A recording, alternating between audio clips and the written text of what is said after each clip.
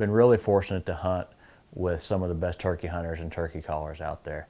And one thing that we always talk about is turkey calling and turkey sounds. There's a lot of really good stuff out there on the internet.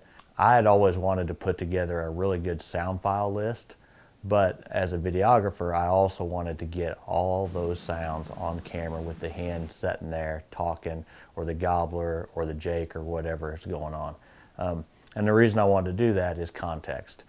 Every situation is different, and a hen or a gobbler or a jake is talking different in different situations. And if you can get that and see that, that's going to help you become a better turkey caller. This is my turkey hunting project, and I hope that it helps you as much as it's helped me out in the woods.